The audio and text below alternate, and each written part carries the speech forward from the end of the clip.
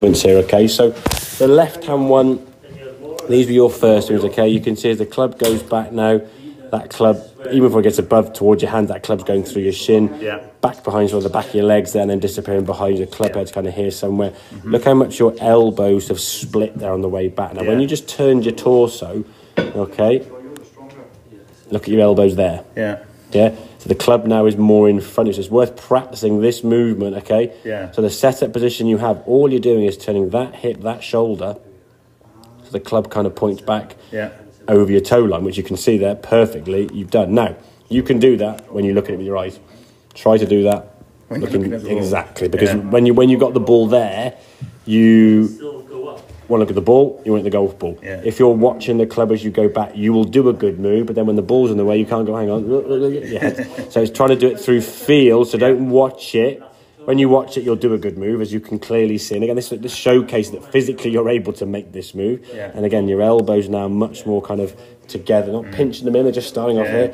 You're not really moved. Your arms haven't effectively moved there at all. Look at your elbows there. I mean, it's a big old kind of like the old elbow pulling back here. That outside one there. Exactly, a big time sort of change there. So that pawn, the club getting now way behind you, your elbows now are very sort of split up top of the back, so they're sort of splayed. Whereas this one here now, when we go back, that first part of the swing now, as you go back the top, that right elbow now is a bit more down. The club now looks in a bit more controlled position.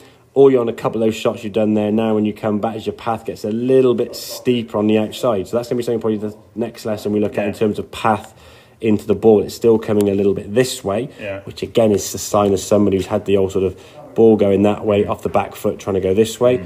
Now you're just releasing your arms better, you're getting the hook.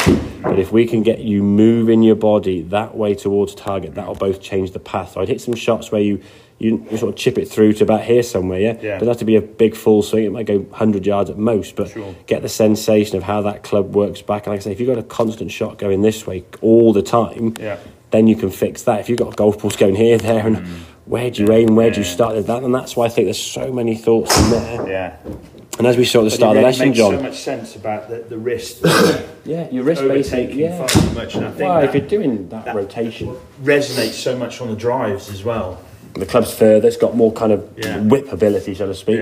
But again, we saw those two swings. We put the two videos side by side. So which was the difference? They were almost twins, weren't they? I mean, there was, I think it was at 1.61 to 1.65. It was very minimal difference. Because that one went going back really slowly.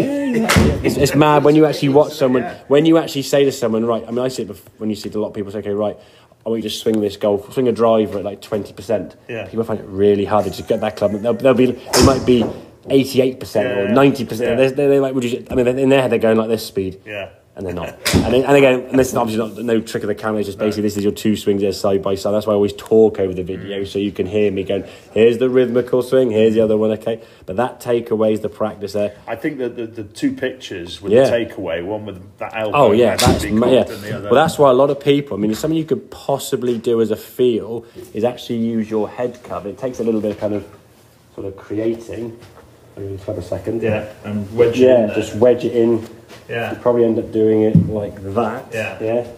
Maybe a little bit of football or something there. Just get that sensation. And if you go and do that, it's going to fall. Now, that might be a little on the narrow side. You just maybe just work something out there. A lot of guys on toys like footballs dangled around their neck with a bit of string hanging down. So there's all these different sort of fancy devices people use. But that's going to be the focus point, is getting that club. But those two positions, that position to me here now is a really, really good sort of start position there.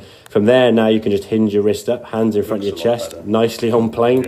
Top of the backswing under control. Now it's just coming back down on that line. What you do is get a little bit above that plane. Is that kind of a bit too steep? No, that's not steep there, but the first movement down is you steeping it there. So now you're above that line, and we want to start working towards getting underneath that. But one small step at a time.